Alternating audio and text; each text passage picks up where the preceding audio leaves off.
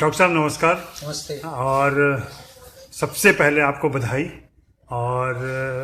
और इस जीत की बधाई कि आखिरकार सीबीएफसी ने मोहल्ला आसी को सर्टिफिकेट दिया और ये बहुत बड़ी जीत है। चूँकि हम लोग 2 साल से या आपकी लड़ाई हर स्तर पर चल रही थी और कई स्तरों पर आप लड़ाई कर रहे थे और फाइनली आप जीत गए। क्या कहना चाहेंगे आप? मैं इस जीत को सिर्फ एक फिल्म मेकर की जीत नहीं मानता, मैं इसको तमाम रचनाकारों की जीत मानता हूँ। वो चाहे लेखक हो, चाहे वो स्क्रीन राइटर हो, चाहे वो संवाद लेखक हो, चाहे वो फिल्मकार हो। स्थिति आज ये आ गई है कि एक लेखक लिखने से पहले शब्दों को लिखता है और फिर मिटाता है कि शायद ये सीबीएफसी पारित न करे। और हमारी स्थिति थोड़ी अलग थी, इसलिए हम लोग अदालत जा पाए और अदालत में लगभग 1 साल से ज़्यादा और सीबीएफसी के ऑफिस में 1 साल से ज़्यादा चक्कर, यानी लगभग 2 साल के बाद दिल्ली हाई कोर्ट ने अपना फैसला दिया। उस फैसले को भी सीबीएफसी ने चुनौती दी जो अलग अलग जगह पर खारिज हो गया। तो मैं इसे जितने रचना धर्मी हैं उनकी जीत मानता हूँ, अभिव्यक्ति की स्वतंत्रता की जीत है जो हमें भारत का संविधान दे रहा है। अच्छा, माना जा रहा था कि आप सेंसर बोर्ड के और जो सीबीएफसी है उसके खुद सदस्य हैं और आपकी फिल्म को ऐसे कैसे दिक्कत हुई, बड़ा विरोधाभास सा लग रहा था। क्योंकि जो तमाम ऐसी सरकारी संस्थाओं में होता है, माना जाता है कि वो सत्ता के करीब है या सत्ता के क्या कहेंगे उसको, शुभचिंतक तो नहीं लेकिन सत्ता का करीबी है और उसकी फिल्म फंस जाए, उसकी फिल्म के साथ ऐसी दिक्कत हो जाए, ये बड़ा अजीब सा। और फिर ये भी पता चलता है कि नहीं, सत्ता या सरकारी संस्थाएं बिल्कुल दूसरे ढंग से काम करती हैं। इससे अजय 2 बातें तो प्रमाणित हो गई कि ये भ्रांति लोगों की बहुत जल्दी टूट जाएगी कि मैं सत्ता के बहुत करीब था। मैं कभी भी सत्ता के करीब नहीं था। दूसरी बात, सीबीएफसी में मैंने इन्हीं प्रश्नों पर बहुत सारे सवाल खड़े किए थे कि जिस प्रकार से सीबीएफसी की जो गाइडलाइंस है, जिसे मैं कहता हूं कि उन गाइडलाइंस का गलत प्रतिपादन किया जा रहा है, मिस इंटरप्रिटेशन। इसलिए चाहे वो बैंडिट किन हो, चाहे उड़ता पंजाब हो, इनके बीच में तमाम फिल्में बार बार अदालत के पास जा रही है और बार बार एक ही मुद्दे पर अदालत के पास बार बार जाना लोगों को पड़ रहा है। मुझे लगता है इस पर अब अदालतों को संज्ञान लेना चाहिए कि एक ही बात के लिए क्यों एक निर्माता, एक निर्देशक, एक लेखक बार बार सीबीएफसी अदालत के पास आता है। सब जाहिर है, सभी जानते हैं इस बात को कि मैंने पत्र लिखकर अपनी बात बोर्ड के सामने रखी थी कि कहीं ना कहीं जो हमें संविधान गारंटी दे रहा है हम उसका भी हनन कर रहे हैं। लेकिन चूंकि सीबीएफसी के साथ लड़ाई कितनी लंबी हो सकती है, इसका उदाहरण मोहल्ला आसी है। 2 साल अदालत में लड़ना ये किसी भी फिल्मकार के लिए बहुत अच्छी बात नहीं है। इससे नुकसान भी है, रचनात्मक नुकसान है, आर्थिक नुकसान है, प्रतिष्ठा का नुकसान है। इसलिए अधिकतर लोग अपने हथियार टेक देते हैं। तो फिल्म में मुख्य आपत्ति क्या रही सीबीएफसी की और अभी क्या स्थिति है? सीबीएफसी की जो आपत्तियां थी, पहले तो सीबीएफसी ने पूरी फिल्म को खारिज कर दिया था। उसकी एग्जामिनेशन कमेटी ने खारिज कर दिया था, उसकी रिवाइजिंग कमेटी ने खारिज कर दिया था और उनका एक आरोप ये था कि यह फिल्म सभी धर्मों के, सभी संस्कृतियों के, पूरी मनुष्यता के खिलाफ है। अब ऐसा कोई निर्देशक या ऐसा कोई लेखक भारत में हो जो ऐसी फिल्म बना सके कि जो मनुष्यता के खिलाफ हो, इस पर हम लोगों को आश्चर्य होता है। खैर, इसको हम लोगों ने चुनौती दी एफकैट में। ये फिल्म सर्टिफिकेट अपीलेट ट्रिब्यूनल है। उन्होंने भी हमें जो कट्स दिए उसे हम लोग स्वीकार नहीं कर सकते थे क्योंकि उसके बाद फिल्म समाप्त हो जाती है। और उसमें मजेदार बात ये थी कि एफकैट ने ये कहा कि आप ये कट्स करके ले आइए, बाद में हम इस पर पुनर्विचार करेंगे। यानी ये भी उनका अंतिम निर्णय उनके दृष्टिकोण से नहीं है। इसी को हमने अदालत में चुनौती दी और आपको जानकर आश्चर्य होगा कि जब दिल्ली हाई कोर्ट ने अपना निर्णय दे दिया तो सीबीएफसी की ओर से जो वकील वापस आए, उन्होंने एफकैट के इस निर्णय को कहा कि अंतरिम निर्णय था, ये इंटरिम ऑर्डर था। यदि निर्माता को ये स्वीकार नहीं था तो निर्माता हमारे पास आ सकते थे और इस दलील को भी अदालत ने नहीं माना। जो मुख्य प्रश्न था, गालियां कोई बड़ा मुद्दा इसलिए नहीं थी क्योंकि उसके पहले उड़ता पंजाब से लेकर तमाम तरह की फिल्में हैं जिसमें गालियां रही हैं। गालियों के बारे में सीबीएफसी का रुख हमेशा ढुलमुल रहा है। कई फिल्मों में वो पारित कर देता है, कई फिल्मों में वो पारित नहीं करता है। दूसरा उनका जो आक्षेप था कि काशी का 80 उपन्यास में कई दिवंगत नेताओं के नाम है भारतीय राजनीति के, जिन्हें हम बड़े खिलाड़ी कह सकते हैं, उनके नाम है, और वर्तमान भारतीय राजनीति के भी कई चर्चित राजनेताओं के नाम है। उन तमाम शब्दों को, उन तमाम नामों को हटा देने का सीबीएफसी का आदेश था। हम लोगों का ऐसा मानना था कि ये उपन्यास का हिस्सा है और किसी भी प्रकार से इन नामों की किसी प्रकार से भर्सना या उनका अपमान करने की कोशिश नहीं की गई है। इसके अतिरिक्त जहां जहां बाबरी शब्द है, जो बाबरी मस्जिद से जुड़ा हुआ शब्द है, उसे हटा देने के लिए कहा गया। हम लोगों का तर्क ये था कि जब भारत की सर्वोच्च अदालत में बाबरी मस्जिद को लेकर रोज सरकार हलफनामा दायर करती है, उसको लेकर लड़ाई हो रही है, अखबार हर दिन देते हैं, तब एक सिनेमा के इस अधिकार को क्यों छीना जा रहा है कि हम बाबरी शब्द का इस्तेमाल फिल्म में नहीं कर सकते। इस तरह के कुछ 10 मुद्दे थे और उन्होंने ये कहा था कि टेम्पल और टॉयलेट जहां जहां ये संदर्भ है, इन सारे संदर्भों को फिल्म से हटा दिया जाए। हमारे फिल्म का आधार ही यही था, तो हम इसे कैसे हटाते? एक तो बात होगी कि गन्ने से पहले रस निकाल लीजिए और फिर उसको पेड़ना शुरू कीजिए। जी, उसमें से फिर क्या निकल, तो सिट्ठी बच जाती है आपके पास।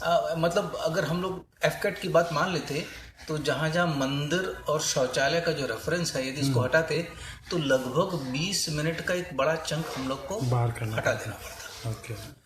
और विचित्र बात यह है कि ऐसा नहीं था कि काशी का 80 उपन्यास सिर्फ उपन्यास के रूप में रहा। इस पर एक बहुचर्चित नाटक काशी नामा उषा गांगुली ने किया, जो न सिर्फ भारत भर में खेला गया बल्कि जिसने एशिया का प्रतिनिधित्व किया जर्मन थिएटर फेस्टिवल में। यानी जिसे एशिया का प्रतिनिधि समझा जा सकता है, उसे सीबीएफसी को लगता है कि वो तमाम संस्कृतियों के विरोध में है। तो क्या महज अज्ञानी लोग वहां बैठे हुए हैं या कुछ और बात है? मुझे लगता है पिछले 2-3 सालों में जो सीबीएफसी का माहौल रहा है, उनके अध्यक्ष के कारण भी किसी के पास अपना मत रखने की स्वतंत्रता नहीं थी। और चूंकि अंतिम निर्णय अध्यक्ष के हाथ में होता है, इसलिए मनमानी हो रही थी। और अधिकतर फिल्मकार, जैसा कि आप जानते हैं, सीबीएफसी के साथ विवाद में पड़कर अपने फिल्म की रिलीज को बहुत पोस्टपोन नहीं करना चाहते। हम एक बड़ी विचित्र स्थिति में आ गए थे, इसलिए हमारे लिए डू एंड डाई वाली सिचुएशन थी कि हम लड़ें या हम मर जाएं। इसलिए हम लोगों ने लड़ना तय किया। अभी क्या स्थिति है, जो मैं पूछ रहा था कि फाइनली क्या जो सर्टिफिकेट मिला, आज ही सर्टिफिकेट मिला है। और ये भी मैं इस बात को रेखांकित करना चाहूँगा कि अदालत ने 11 दिसंबर को आदेश दिया था कि 7 दिनों के भीतर फिल्म को सर्टिफिकेशन दिया जाए। उसके बाद सीबीएफसी ने उससे दूसरी अदालतों में चुनौती देने की कोशिश की गई, जबकि किसी भी अदालत ने फिल्म के खिलाफ स्टे नहीं दिया। इसलिए हमारे निर्माताओं ने कोर्ट की आदेश की अवमानना का केस भी सीबीएफसी पर दायर किया, जिसकी तारीख 12 तारीख को उसका निर्णय होने वाला था कि क्या ये कोर्ट की अवमानना हुई है या नहीं। इन सारे प्रसंगों में अंत में सीबीएफसी ने कहीं ना कहीं स्वीकार कर लिया कि अब इस फिल्म को सर्टिफिकेट दे देना चाहिए। चलिए, बहुत खुशी की बात है कि सर्टिफिकेट मिल गया। अब जो दर्शक चाहते हैं और तमाम लोग चाहते हैं कि फिल्म कितनी जल्दी रिलीज होगी और कब तक आ जाएगी। अब ये दूसरी लड़ाई शुरू होगी। पहले फिल्म के सर्टिफिकेशन के लिए लड़ाई, अब फिल्म के रिलीज के लिए लड़ाई। अब मैं उम्मीद करता हूँ कि निर्माता सभी, चूंकि कई निर्माता हैं, एक कंपनी है क्रॉसवर्ड एंटरटेनमेंट प्राइवेट लिमिटेड, वो सब साथ में बैठेंगे। मैं सनी देओल साहब से कल परसों में मिलने वाला हूँ और आगे की जो भी तैयारियां हैं वो हम लोग करने की कोशिश करेंगे। तो आप एक अलग तरह के उदाहरण है कि कोई अपने सृजन को लेके कितना धैर्यवान हो सकता है और कब तक उसके साथ लगा रह सकता है। मुझे याद है कि इस फिल्म की शुरुआत 2011 में हुई थी जी, 2009 और यही जनवरी का महीना था जब आपने सेट पे जाकर के शूटिंग शुरू की थी और तब से 6 साल हो गए ऑलरेडी। 7वें साल में हम लोग प्रवेश कर चुके हैं। तो ये 7 सालों की मियाद, इन 7 सालों में आप अनुमान लगा सकते हैं कि किसी भी रचनात्मक व्यक्ति का कितना समय इन सारी बातों में व्यर्थ हुआ है। हजारों पन्ने मैंने लिखे हैं इस बीच में, इस मुकदमे को लड़ने के लिए।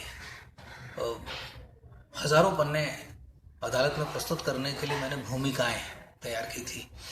पहली जैसी भूमिका मैं आपको उदाहरण देता हूँ कि बार बार इस बात को कहा जाता है कि गालियाँ जो हैं वो भारतीय सभ्यता और भारतीय संस्कृति का हिस्सा नहीं है। मैं संस्कृति का प्रश्न नहीं उठाना चाहता हूँ, क्या वो हमारे लोक जीवन का हिस्सा नहीं है? इस बात को प्रमाणित करने के लिए मैंने वैदिक काल से जो परंपराएं रही हैं उनको खंगालने की कोशिश की, और जिसका एक अंश इंडिया टुडे के साहित्य वार्षिकी में छापा भी है। और ऐसे बहुत सारे प्रमाण उपलब्ध हुए कि हमारी सभ्यता का ये अंग वैदिक काल से रहा है। इसको हम अब झुठला नहीं सकते। उसके अलावा इस जितनी फिल्मों ने अपने अभिव्यक्ति की स्वतंत्रता के लिए जो भारत का संविधान आपको जिस गारंटी दे रहा है, कौन कौन सी वे फिल्में हैं, आपको जानकर मुझे हैरानी भी हुई कि सत्यजीत रे की भी सिक्किम नाम की फिल्म थी जिसको सीबीएफसी ने पारित नहीं किया था, तो सत्यजीत रे भी उससे नहीं बच पाए। तो कुल मिलाकर प्रतीक्षा प्रतीक्षा प्रतीक्षा पिछले 1 साल और 1 महीने में मैं 11 बार हाई कोर्ट में गया और सुबह से शाम तक बैठे रहना इस उम्मीद में कि शायद शाम को आपका नंबर आ जाएगा और आपको फिर पता चलता है कि नहीं, आपकी सुनवाई नहीं है या आज सरकारी वकील नहीं आया है। और मुझे ये कहते कोई दुख नहीं हो रहा है। मैं जानता हूँ सीबीएफसी का रवैया शुरू से इसको टालने का रहा है, क्योंकि जब उन्हें उत्तर देना था उसमें भी उन्होंने देरी की और उसके लिए भी उन्होंने क्षमा मांगी। तो कुल मिलाकर इस केस को जितना लंबा किया जा सकता था उतना सीबीएफसी की ओर से प्रयत्न हुआ था। तो अपने प्रशंसकों और इस फिल्म के दर्शकों के लिए क्या संदेश देंगे आप? मैं यही कहूँगा कि इस फिल्म का समर्थन इसलिए करना चाहिए कि ये आने वाले भविष्य के रचनाकारों को बल देगा।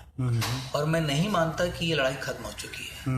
मुझे लगता है हम एक ऐसे दौर में घुस चुके हैं, प्रवेश कर चुके हैं, जहाँ पर जो नए रचनाकार हैं, जो नए विचारों को लेकर, नई आइडियाज़ को लेकर आएंगे, उनका कहीं ना कहीं व्यवस्था के साथ, मैं सरकार शब्द नहीं कह रहा हूँ, एक माइंडसेट जो है, जो किसी भी तरह के प्रयोगों को या आपका विचार अगर भिन्न है उसको स्वीकार नहीं करता है, उसके साथ कहीं ना कहीं संघर्ष मैं देख रहा हूँ।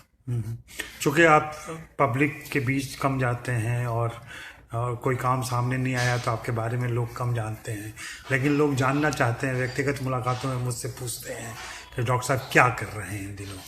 और कोई भी सृजनशील व्यक्ति ठहरा हुआ नहीं रह सकता, खाली तो कभी नहीं होता। खाली नहीं कर रहा। तो अगर कुछ शेयर कर सकते हैं अपने दर्शकों को बता सकते हैं। इन दिनों वैदिक से वर्धन काल के एक विषय पर, हर्षवर्धन, वैदिक काल से लेकर हर्षवर्धन के काल तक पर काम कर रहा हूँ। उसके अलावा भारत के एक महाकाव्य पर काम कर रहा हूँ। क्योंकि मैं अनुबंधित हूँ नॉन डिस्क्लोजर के लिए, इसलिए मैं बिल्कुल सारी सूचनाएं जाहिर नहीं कर सकता हूँ। लेकिन इन 6 वर्षों में भी लगातार मेरा अभ्यास भविष्य की बड़ी तैयारी के लिए जारी था। नहीं, कितनी जल्दी आप एक्शन बोलने वाले हैं? एक्शन तो मैं फरवरी माह में बोलने वाला हूँ। ओके। और किसी फिल्म की भी तैयारी चल रही है? बिल्कुल। चूंकि अब इसका फैसला आ गया है तो सनी, चूंकि वो अपने बेटे की फिल्म में बड़े लंबे समय से व्यस्त थे, उन्होंने मुझे इस निर्णय के पहले, वो तो कई लंबे समय से कह रहे हैं कि हमें तैयारी करनी है, जैसे ही वो उससे फ्री हो जाएंगे हम दोनों मिलकर फिल्म कर रहे हैं। चलिए फिर से बधाई और शुक्रिया कि आपने बात की अपने दर्शकों से, अपने प्रशंसकों से और फेसबुक के तमाम यूजर्स के साथ। धन्यवाद।